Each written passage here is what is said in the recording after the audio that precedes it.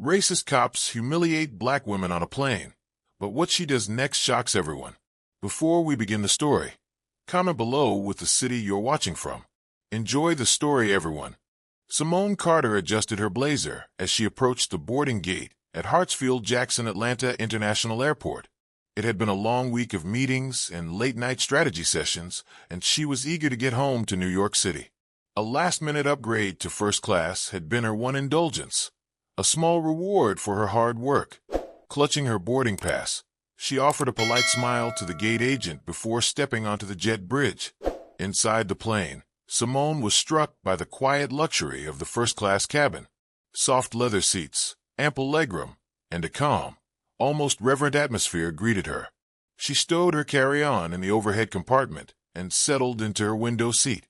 As the flight attendant handed her a glass of sparkling water, Simone allowed herself a moment to exhale. From a few rows back, Officer Logan Harris's eyes narrowed as he watched Simone. Clad in an off-duty polo and khakis, Logan was seated in the economy cabin alongside his junior partner, Rachel Evans. Logan nudged Rachel, nodding toward Simone. "Look at that," he muttered. "Bet you she didn't pay for that seat." Rachel glanced up briefly, but said nothing, her unease evident in the way she shifted in her seat. "You don't know that," she replied quietly, but Logan waved her off. As the plane filled with passengers, Logan's murmurs grew louder, drawing a few curious glances from nearby travelers. When the captain's voice announced an imminent departure, Logan unbuckled his seatbelt and strode into the first-class cabin. Rachel hesitated before following, her steps tentative. Standing in the aisle, Logan's voice cut through the quiet. "Ma'am, I would need to see your ticket." Simone looked up, startled. "Excuse me?" she said, her voice steady but laced with confusion. "Your ticket," Logan repeated, louder this time. "We've had some issues with unauthorized upgrades. I just want to make sure you're in the right seat." Simone blinked, the weight of the accusation settling in. Her eyes darted to the flight attendant, who looked as surprised as she felt. Slowly Simone reached into her purse and retrieved her boarding pass. Logan snatched it from her hand, his lips curling into a smirk as he scrutinized the document. "Well, well," he said, his tone dripping with mockery. "Looks like it's legit. Lucky you." The humiliation washed over Simone in waves. The murmurs of other passengers prickled at the edges of her awareness, and her chest tightened. She fought to maintain her composure, but the injustice of the situation made her blood boil. "Is there a problem here?" Simone asked, her voice firm. Logan crossed his arms, his smirk unwavering. "No problem. Just doing my job." "You're not on duty," Simone shot back, her calm exterior beginning to crack. "And this is harassment." By now, Rachel had joined Logan, her face pale. "Maybe we should just let it go," she murmured, but Logan silenced her with a glare. "No," Logan said, turning back to Simone. "I don't think I will. People like you always have a way of bending the rules, don't you?" The words hung in the air like a poison cloud. Simone's heart pounded as she realized what he was implying. Before she could respond, the flight attendant stepped forward, her expression a mixture of nervousness and resolve. "Sir, please return to your seat," she said firmly. "We're preparing for takeoff." Logan hesitated, his smirk faltering, but the murmurs from other passengers, some of whom were now recording the interaction on their phones, finally forced him to retreat. He stalked back to the economy cabin, muttering under his breath. Rachel followed, her head bowed. Simone exhaled slowly, her hands trembling as she clutched her boarding pass. The flight attendant offered a quiet apology, but the damage had been done. Simone felt the eyes of the entire cabin on her, their silent judgment cutting deeper than any words. As the plane began its ascent, Simone stared out the window, her mind racing. She thought of the countless times she'd been made to feel like she didn't belong, the microaggressions that had accumulated over the years like invisible scars. But this was different. This was public, and it wasn't over. Simone didn't know it yet, but the video from that flight would soon ignite a firestorm, one that would change her life and the lives of everyone involved forever. The plane landed at LaGuardia Airport just as Simone's phone buzzed with notifications. She hesitated before opening the app, her stomach tightening with dread. The video had already gone viral, Grainy footage capturing Logan's confrontational stance, Simone's calm but visibly shaken demeanor, and the sharp words that had silenced the cabin. People like, "You always find a way to cheat the system, don't you?" Comments flooded in at a dizzying pace. Some condemned the officer outright, calling his behavior racist and humiliating. Others questioned Simone's integrity, accusing her of overreacting or staging the incident for attention. The polarized reactions made her chest tighten as she turned off her phone. She felt exposed, her private humiliation now a public spectacle. At baggage claim, Simone's sister Jasmine Carter waited with a worried expression. The moment Simone approached, dragging her suitcase behind her, Jasmine Carter's concern deepened. "What happened?" Jasmine Carter asked, scanning Simone's face for answers. Simone sighed, exhaustion etched into her features. "I'll explain at home," she said quietly, avoiding the curious glances of people around them. The car ride back to Simone's apartment was silent, save for the occasional buzz of her phone. Jasmine Carter glanced at it, but said nothing, waiting until they were behind closed doors to press further. Once home, Simone dropped her bag and sank into the couch, recounting the incident in full. Her voice cracked at times, her composure slipping as she relived the indignity. When she finished, Jasmine Carter was pacing the living room, her fists clenched. "This is unacceptable," she said, her voice trembling with anger. "You can't let them get away with this." Simone shook her head. "What can I do, Jasmine Carter? It's not like I have proof." "Proof? That video is proof." Jasmine Carter interrupted. "The entire internet is watching this. You have a platform now. Use it." Simone hesitated. The idea of thrusting herself into the public eye was daunting.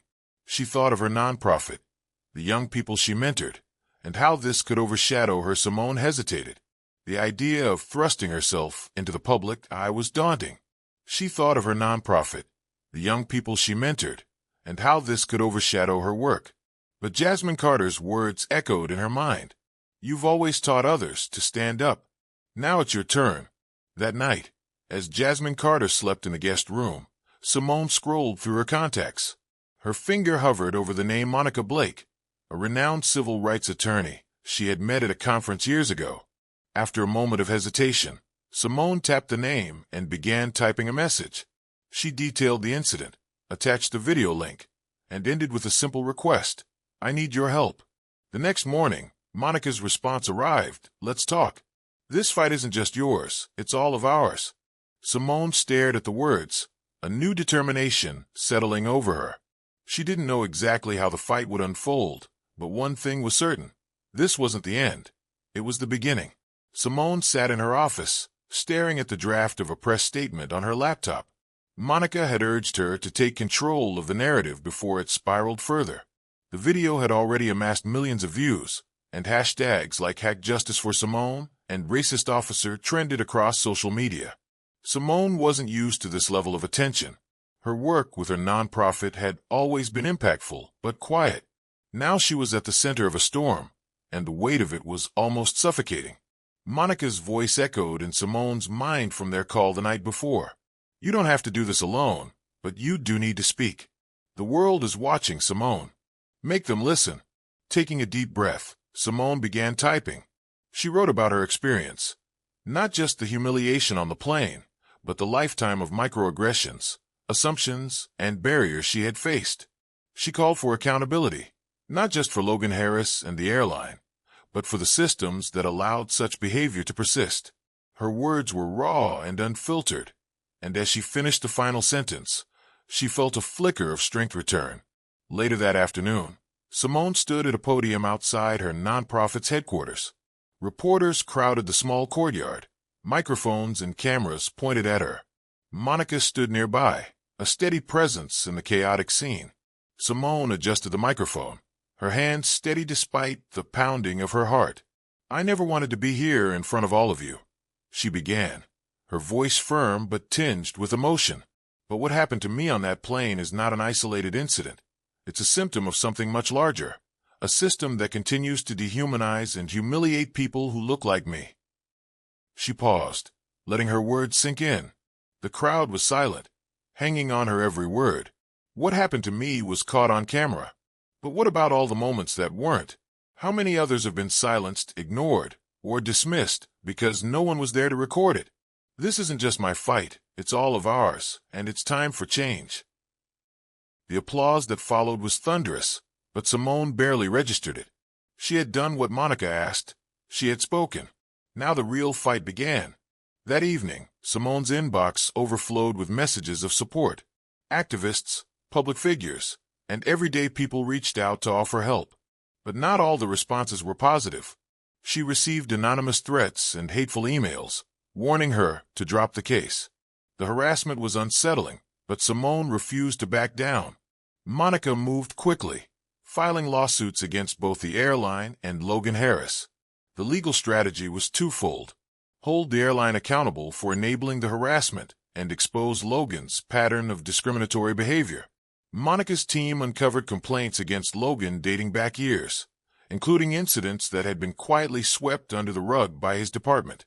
Rachel Evans' name appeared in several reports as a witness, but she had never spoken out. Monica saw an opportunity. "We need her on our side," she told Simone during a strategy meeting. "She's the weak link, and she knows more than she's letting on." Simone hesitated. "Do you think she'll cooperate?" Monica leaned back in her chair, her expression thoughtful. "She's complicit, but I think there's guilt there. If we apply the right pressure, she might crack." Rachel Evans sat in her small apartment, her head in her hands. The fallout from the viral video had been swift. Logan had doubled down, dismissing the incident as overblown. But Rachel couldn't shake the memory of Simone's face, the quiet dignity with which she had endured the humiliation. Rachel knew she had stayed silent for too long. Her phone buzzed, and she hesitated before picking it up. The name on the screen made her stomach churn. "Simone Carter." Heart pounding, she answered. "I wasn't sure you'd pick up," Simone said, her voice calm but firm. Rachel swallowed hard. "I didn't expect to hear from you. I need to know the truth," Simone said, "about Logan, about what happened on that plane, and about all the other times you stood by and did nothing." Rachel's silence was heavy, but finally, she spoke. "I didn't agree with what he did, but I didn't stop him either, and that makes me just as guilty." Simone's voice softened, though her resolve remained. "You can make it right, Rachel, but you have to decide which side of this you want to be on." The line went quiet, and for a moment, Simone thought Rachel had hung up. But then came her reply, "I'll testify." The next day, Simone and Monica met with Rachel in a discreet location. The junior officer was visibly nervous, her hands trembling as she recounted Logan's history of misconduct. She described the culture of the department, how officers like Logan were protected, while those who spoke out were ostracized or worse. Monica took notes, her sharp eyes never leaving Rachel's face. "This is good," she said finally, "but you'll need to say all of this under oath." Rachel nodded, though her fear was palpable. "I just want to do the right thing," she said quietly. Simone looked at her, a mixture of empathy and determination in her gaze. "Then let's do it." The day of the trial arrived, and Simone stood outside the courthouse, taking a deep breath. The weight of the moment pressed down on her, but Monica's reassuring hand on her shoulder gave her the strength she needed. Cameras flashed as Simone walked up the steps, her head held high, flanked by Monica and her legal team. A crowd of supporters gathered outside, holding signs that read, "Justice for Simone," and "End Systemic Racism." Inside, the tension was palpable. The courtroom was packed with reporters, activists, and community members, all eager to see justice served. Logan Harris sat at the defendant's table, his expression one of defiance, while Rachel Evans sat on the witness bench, nervously wringing her hands. Simone took her place near Monica, determined to see this through. The prosecution wasted no time laying out the case. Monica's opening statement was a masterclass in precision and emotion. She recounted the events on the plane, emphasizing the systemic racism that allowed individuals like Logan to act with impunity. "This case is not just about one incident," Monica said, her voice ringing through the courtroom. "It's about a pattern of behavior, one that must be exposed and dismantled." The viral video played on a large screen, the courtroom silent as Logan's words echoed in the room. "People like you always have a way of bending the rules." Simone's face was projected in sharp detail, her composure barely concealing the pain beneath. The murmurs from the audience grew louder as the footage continued, and the judge called for silence. When it was Logan's turn to testify, his demeanor was smug. He dismissed his actions as a misunderstanding, coercive, claiming he had simply been doing his civic duty. But under Monica's relentless cross-examination, cracks began to show. She brought up previous complaints filed against him, each one painting a picture of a man who abused his authority and targeted marginalized groups. Officer Harris, Monica said, her tone cutting, "Can you explain why nearly all of these complaints involve people of color? Or is it just a coincidence?" Logan shifted uncomfortably, his confidence faltering. "I don't target anyone," he muttered, but the evidence spoke louder than his words. Then came the moment Simone had been waiting for. Rachel Evans took the stand. The courtroom held its breath as the junior officer recounted the events on the plane and the culture of silence within the police department. Her voice trembled, but her words were clear. "I knew what Logan was doing was wrong," Rachel admitted, her eyes darting to Simone. "But I didn't stop him. I was scared. Scared of what would happen to me if I spoke out. That doesn't excuse my silence, but it's the truth." Monica pressed further, guiding Rachel to reveal Logan's history of misconduct. "Did you ever report his actions to your superiors?" Monica asked. Rachel shook her head. "No. Reporting would have meant the end of my career." The room buzzed with murmurs, and the judge had to call for order again. Simone watched Rachel with a mix of anger and pity. While Rachel's testimony was damning, Simone couldn't forget the pain her silence had caused. The defense tried to discredit Simone, painting her as overly sensitive and accusing her of exploiting the situation for fame. But Simone took the stand with poise and delivered a testimony that silenced their arguments. "I didn't ask for this attention," Simone said, her voice steady. "I just wanted to go home that night. But when someone abuses their power to humiliate and dehumanize you, you can't stay silent. This isn't just about me. It's about everyone who's ever been told they don't belong." Monica's closing arguments tied everything together, leaving no room for doubt. "We've seen the evidence, heard the testimonies, and watched the video. This isn't just about one bad officer. It's about holding a system accountable. And today, we have the chance to send a message that this behavior will not be tolerated." The jury deliberated for hours, the tension outside the courthouse growing with each passing minute. Finally, the verdict came. Guilty. The courtroom erupted in applause, and Simone felt tears streaming down her face as relief washed over her. Logan Harris was stripped of his badge, and the airline was ordered to pay a significant settlement to Simone. But more importantly, the case sparked national conversations about systemic racism in law enforcement and corporate accountability. Simone's victory wasn't just hers. It was a victory for everyone fighting for justice. Months had passed since the verdict, but the ripples of Simone's courtroom victory continued to spread. Headlines across the nation praised her courage, calling her a catalyst for change. News outlets featured stories on the systemic reforms sparked by the trial, and hashtags like "Haha Justice for Simone" evolved into broader movements demanding accountability in law enforcement and corporate practices. Simone sat in her office at the nonprofit headquarters, surrounded by her team. The once small, grassroots organization had grown exponentially. Donations poured in after the trial, allowing Simone to expand their programs. They now offered workshops on legal rights, provided mentorship for young Black professionals, and funded initiatives to combat systemic racism in institutions across the country. One wall of her office was covered with photos of the people they had helped, smiling faces of children, families, and individuals whose lives had been impacted by the nonprofit's work.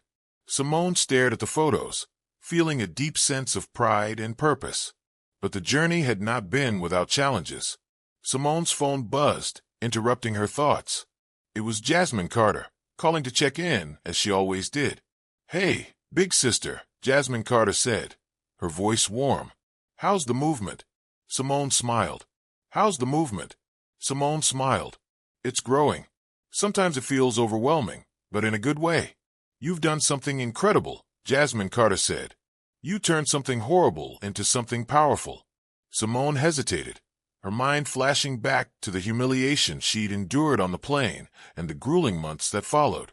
It wasn't easy, she admitted, but if I had stayed silent, nothing would have changed. Jasmine Carter's voice softened. Mom would be so proud of you. Simone blinked back tears. I hope so.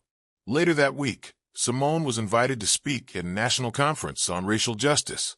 As she stepped onto the stage, the crowd rose to their feet, applauding. She scanned the faces in the audience, activists, leaders, and everyday people who had been inspired by her story. Simone felt a wave of gratitude and responsibility. She began her speech with a quiet but firm voice. When I boarded that plane months ago, I never imagined I'd end up here. I didn't want to be in the spotlight. I didn't want to become a symbol. I just wanted to go home. The room was silent, her words hanging heavy in the air. But what happened to me, and what happens to so many others, wasn't something I could ignore. It wasn't just about me. It was about the countless voices that go unheard, the people who are told they don't belong, the systems that allow this to keep happening. Simone paused, her eyes scanning the crowd. Change doesn't come easily. It doesn't come without sacrifice, but it's worth it. And together, we can make sure no one else has to endure what I did. The applause was deafening, but Simone felt calm, centered. She knew this was just the beginning of a much larger fight. Meanwhile, the reforms initiated by the trial were already taking shape. The airline implemented comprehensive anti-bias training for all employees, while the police department faced an external audit. Several officers, including Logan Harris, were investigated for misconduct, leading to a complete overhaul of the department's leadership. Rachel Evans, though no longer a police officer, became an advocate for whistleblower protections, using her own experiences to encourage others to speak out. Simone received countless messages from people who had seen the video or followed her story. One letter, and in particular, stood out. It was from a young black girl named Zoe, who wrote about how Simone's courage had inspired her to stand up to a bully at school. You showed me that it's okay to be scared, the letter read, as long as you don't let fear stop you. Simone framed the letter and hung it on her office wall, a reminder of why she fought so hard. On a quiet evening months later, Simone found herself at the airport once again. This time, she was boarding a plane to attend another conference. As she walked toward the gate, a flight attendant approached her with a warm smile. Miss Carter, I just wanted to say thank you for everything you've done, the woman said. Because of you, a lot of us feel braver now. Simone smiled, her heart swelling with gratitude. Thank you, she replied. But the fight isn't over yet. As Simone settled into her seat, this time without questioning, looks, or accusations, she gazed out the window. She gazed out the window. The world wasn't perfect, but it was changing, and she was ready to keep pushing forward.